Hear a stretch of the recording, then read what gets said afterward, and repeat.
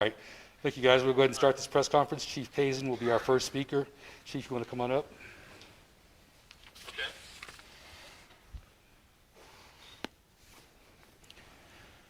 Good afternoon. Thank you all for being here. We appreciate it as we need the community's help. We need the public's help in addressing a shooting that occurred on Sunday, as well as addressing an increase in violent crime in our city. As far as the events that occurred Sunday afternoon, at approximately 4:30, the Denver Police Department received several calls regarding a shooting off of West Byers. Officers responded. They located several individuals who had been shot and were able to work with the Denver Health Paramedic Division to get 6 individuals located into the hospital. 3 additional folks were able to get themselves to medical care for a total of 9 individuals who were shot in one incident. This incident had a 3-year-old, an 11-year-old, and a 12-year-old that were shot in the park. This is completely unacceptable, and we'll talk about it a little bit more here in a second. This event was a gathering of family and friends in the park. We believe that there was a music video that was also taking place at the same time. Thanks. And what I can tell you at this moment is that no arrests have been made. However, the investigators are making significant progress in this case.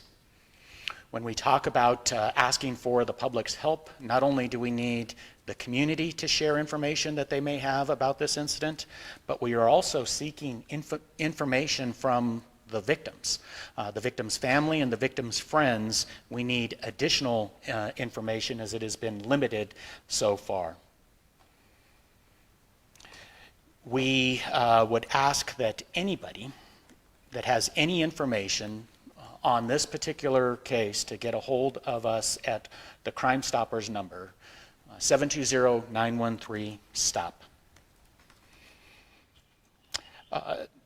Not only did we have the 3, 11, and 12-year-old that were shot in a park at a family gathering, we also had 3 17-year-olds as well as 3 adults, all of which are expected to survive.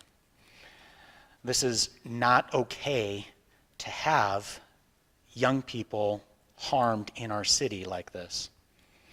It is not okay to have a surge in violent crime in Denver.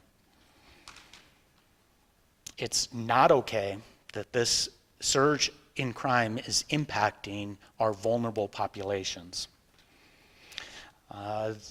There has been an increase in violent crime across the country. However, we, the people of Denver, need to stand up. We need to work together because it is not okay that we have an increase in our city. With that said, we'll make ourselves available for more questions, but I'd like to bring up Dr. John Nicoletti to talk about some of the impacts that we see with COVID and other crises that we're dealing with that potentially are contributing to this uptick in violence. John. Thank you, Chief. What I want to talk about for the next few minutes is just kind of looking at it from a psychological standpoint. To begin with, we're really in uncharted territory. There's no blueprint for what we're dealing with. You've probably heard the term new normal a lot. What it is a perfect storm caused by some major triggering events. Obviously, the first one is the pandemic. It's a protracted event, and it's ongoing, and it's creating a variety of different stressors in people. First of all, the length of it just keeps going. Secondly, it's creating some interesting reactions in families. You all are here, that means you're essential workers. Your family members may not be. You may have somebody that was an essential worker there at home. What we're seeing there is the family members are concerned that, are you going to bring COVID home to us? Are you going to contaminate us? We're dealing right now with schools, not quite sure how to do it. Is it going to be remote? Is it going to be hybrid? What it's going to be? So a lot of uncertainty. what we've been seeing during the spring is, with the remote learning, a lot of frustration. Teachers don't necessarily know how to do it. Parents don't know how to help, and kids don't quite know how to deal with it. So that's the first event. Now, what's the intersection? And that's kind of the racial tension that developed as a result of some incidents. Now we got these two things going, and we got kind of no profile, no roadmap for any of these things. And what's happening is violence begets violence. Going back in time, and for those of you that are around, to Columbine shooting, April 20th, 1999, what we started there and what we've seen is what's called the Columbine contagion. And that's where, as we looked at shooters who attack schools and even workplaces, high percentage of them either made pilgrimages to Columbine or they referred to it. So, kind of following up on what the chief is talking about, we don't want to have what's called a Denver contagion, where people look at this, hey, this is a community where you can get away with things. It's a tough problem, it's getting out of hand, and no one person can solve it. It's going to be a group response to it all. In terms of preventing this stuff, you have kind of two categories of characters. You have what we call the detectors. Those are the folks that are out there in the community that are going to be seeing behaviors of concern. Then you have another category, and these are the individuals that can be the preventers or the disruptors or the diverters. They can actually help stop the behavior, they can help mitigate it. And you got to have both. So if you don't have the detectors, and the folks who could actually change the problem aren't going to be able to intervene. And in order to do that, where problems are at right now, it's really a community effort. You're not going to be able to have one entity solving this problem. You got to have folks working together and not being antagonistic. And I think the mayor's going to get up and talk about some interesting programs in that standpoint. Sir?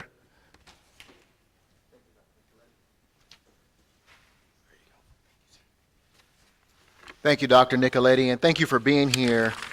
I want to thank the chief as well, Chief Pazen, because I think his message is right on target with regards to this troubling trend that we are seeing here in our city.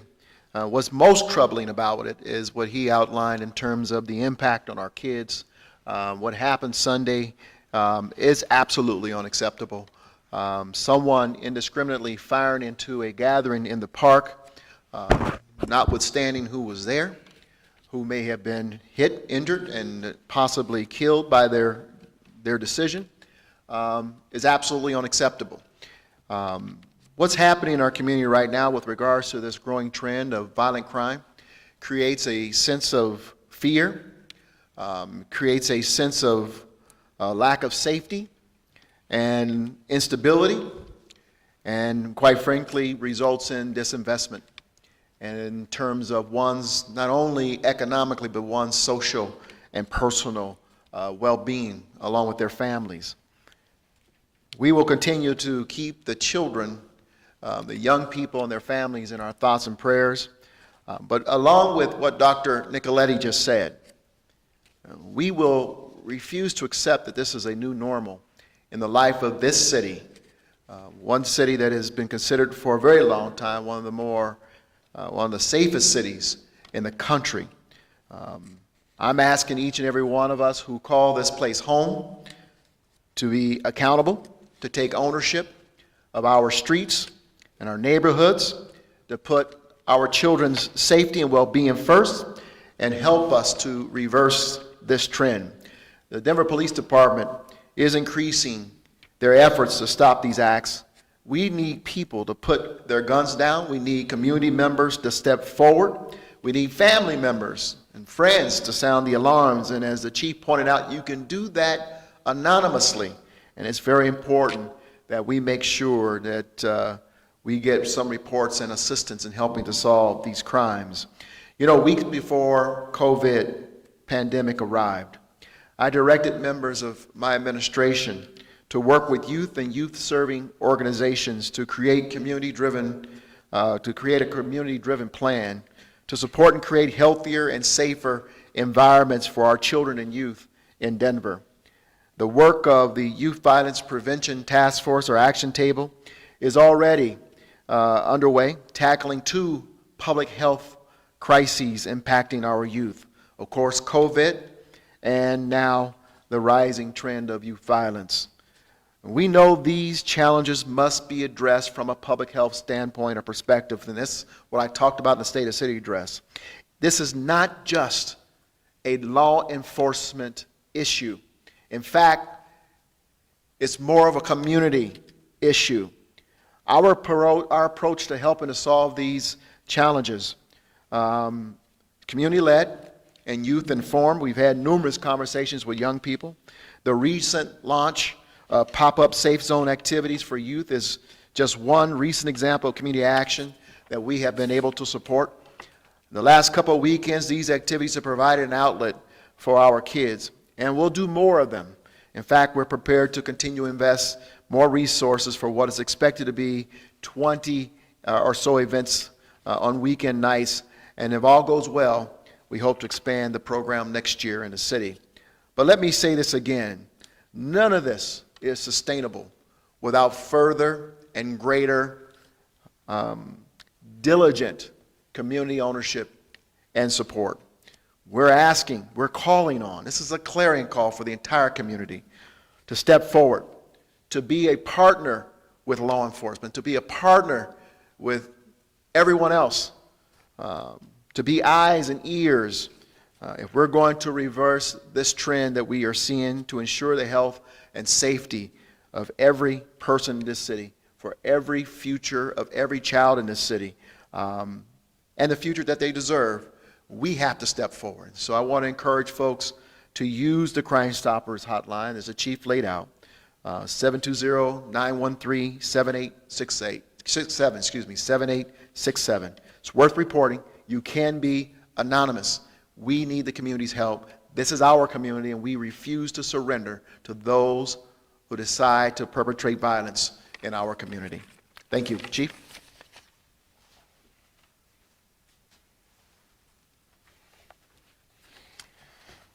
A couple of themes here. We need to emphasize that the police department cannot do this alone. We need the community's help. We need the public to help in public safety. We need to address the increase in gun violence. We can do this by gun ownership being responsible. If somebody purchases a gun owner, that they properly store and lock those guns. Unfortunately, this year we have seen an increase in stolen guns. Through August 6th, we have 422 guns that have been stolen in our city. That's nearly 100 additional guns from what we saw last year. Last year, year to date, through that same time period, we had 325. Weapons, guns are ending up on our street. They're ending up in the hands of young people. They're ending up in the hands of people that are causing harm to our community, and we need to do something about it. We certainly can do something by being responsible gun owners and preventing these weapons from getting in the hands of people that should not own or possess them. Again, a safe community is done in cooperation and collaboration with the community itself, and we stand ready and willing to work with our community in order to help the people of Denver and increase safety here in our city. With that, we'll open it up for questions. I saw Vicente's hand first.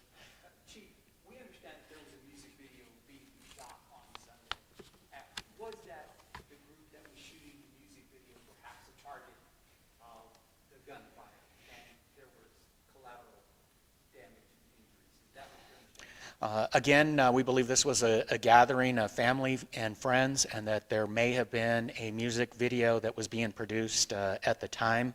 That is information that we currently have, but we're seeking additional information to help us further this case.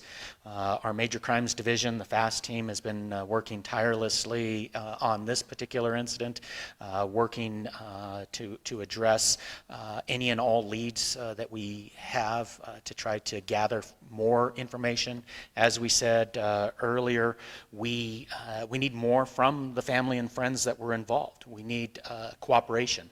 That is not only how we solve these crimes, but it's also how we prevent crimes like this in the future.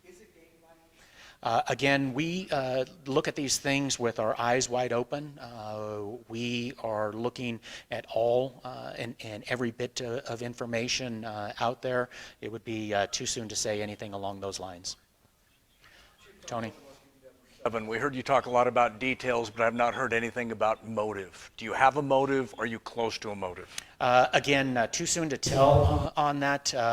We are very open-minded about this investigation. We have to be open-minded about this investigation to ensure that we get as much detail, as much evidence, as many witnesses as possible before we could ever drill down a particular motive for this situation.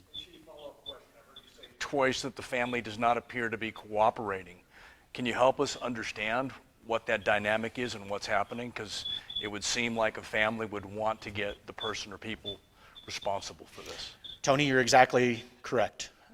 If we have a 3-year-old, an 11-year-old, and a 12-year-old that is hurt by gun violence, we need all the assistance and cooperation that we can get. That is completely unacceptable to take place in our city.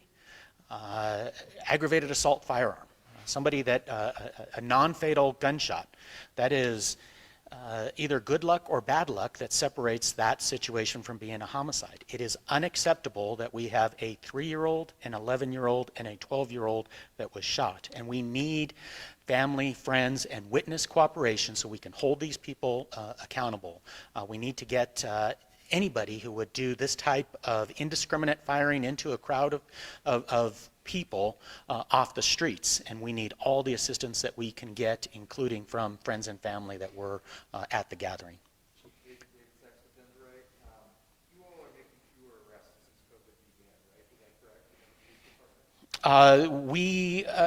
Violent crimes, we're actually doing quite well with our clearance rate. The FAST team, firearms assault team, has about a 69% clearance rate. Our major crimes division with the homicides has an exceptionally high clearance rate as well. If we're talking about low-level crimes, many of those are being ordered into court, so that way we can reduce the spread of COVID-19.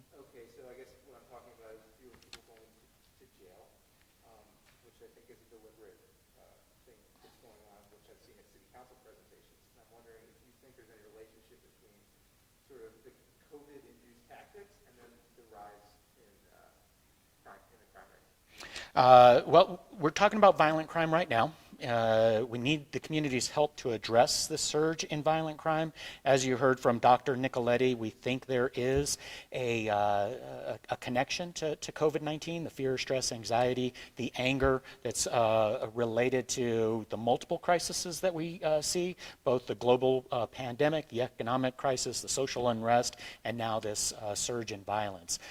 We need to do something about that. When it comes to holding people accountable for violent crimes, the major crimes division, our special operations response team, they are working tirelessly to get individuals who think that it's okay to fire a gun into a crowd that includes children. We will do everything humanly possible to hold those folks accountable for those types of crime. If we're talking about low-level offenses, we're talking about a shoplifting, for example, does it make more sense to order that person into court and keep them out of the Denver City Jail to reduce the spread of COVID-19? The answer today to that type of question is yes, it makes more sense to reduce the spread, to really focus on those that are committing harm to our vulnerable populations. So you're not making any connection between those tactics and these violent crimes? Correct. Okay. Thanks, David. Thanks. Chief, there's a bit of an elephant in the room. I'm going to try to address it. Historically, when victims of crime don't want to cooperate with law enforcement, there might be a fear of a gang element. I know you've said that you don't want to point that or you can't connect it, but can you help us understand why this family is not cooperating? We will continue to ask for the assistance of the friends and family from this particular incident to gain their assistance. As we stated earlier, we cannot connect that dot to say this is a gang-related incident. Are the 311 and 12-year-old from the same family, or are they from separate families? I don't have that information right now. Go ahead, John.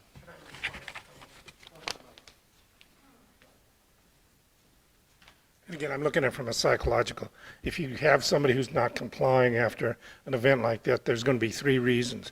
One is they look at law enforcement as an adversary rather than an advocate. Second is they look at the consequences for being a snitch in terms of, geez, I don't want to tell what's going to happen to us.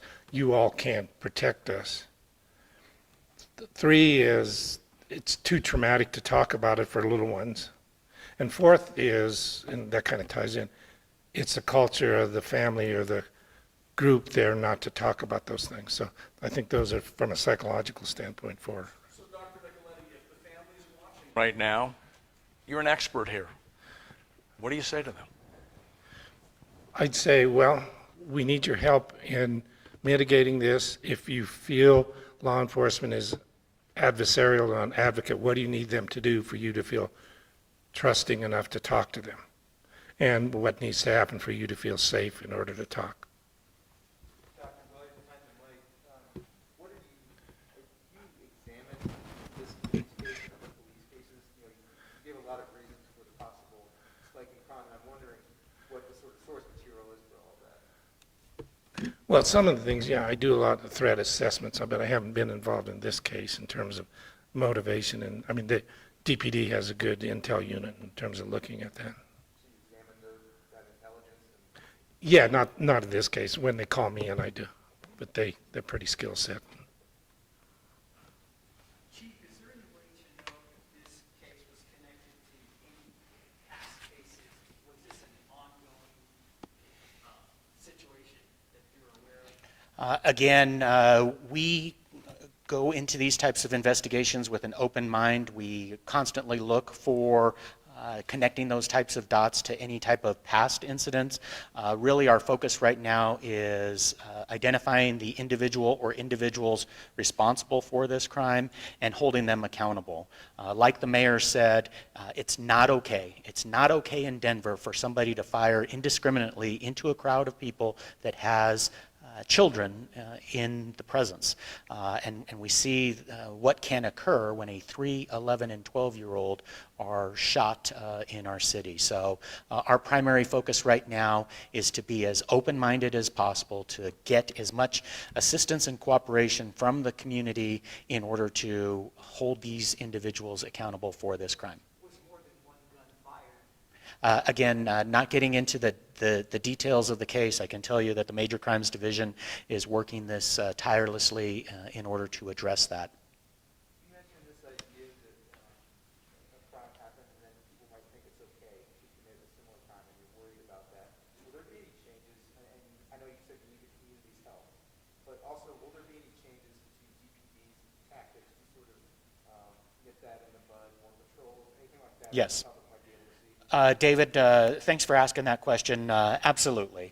I can tell you that we have our citywide team that's actually in the neighborhood right now. They go out with a mental health clinician because we're also looking at the trauma to the neighborhood, right? The residents that live across the street from the park, they have been witnesses to a traumatic event, and we want to make sure that they get the assistance necessary to help them through this very difficult time. So that's one level of response. We also use data, day of week, time of day, any historical data that we can, and then we use that data to change the tactics and the response in order to give us the best possibility for success. And in this particular instance, we look at the individual incident itself as well as the bigger picture, and we make those changes, and we have made changes relative to this particular incident. So if I'm hearing you correctly, you're talking about this sort of acute incident, this one, but I'm talking about citywide. We'll also be seeing similar things citywide. Correct.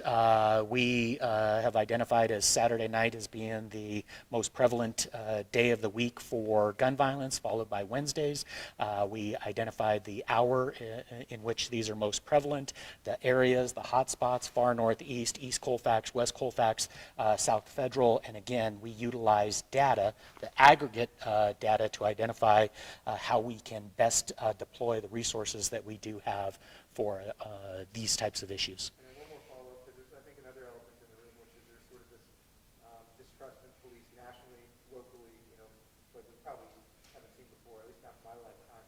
How do you balance what you say you need to do from a law enforcement perspective with this idea that's circulating and that has a lot of people angry? David, again, great point. It is critical that this police department and this community rebuild and strengthen relationships. It's vitally important for our community, particularly our vulnerable community. Our vulnerable community in Denver are the folks that are disproportionately impacted by violent crime. We need to work together to build trust.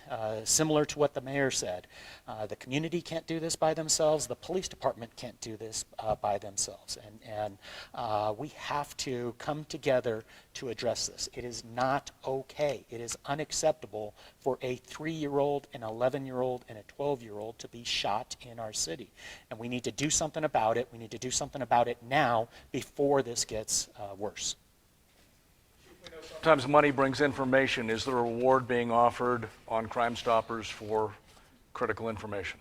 Yes, Crime Stoppers is, as the mayor stated, a way to, one, remain anonymous, and that can be helpful to breaking a case, and then two, there's a reward in order to help further an investigation. And as a reminder, 720-913-STOP. You can remain anonymous, and you can also receive an award, cash award.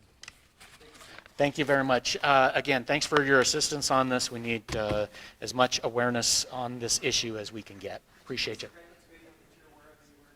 We utilize all bits of information that we can get. We sent them. Thank you.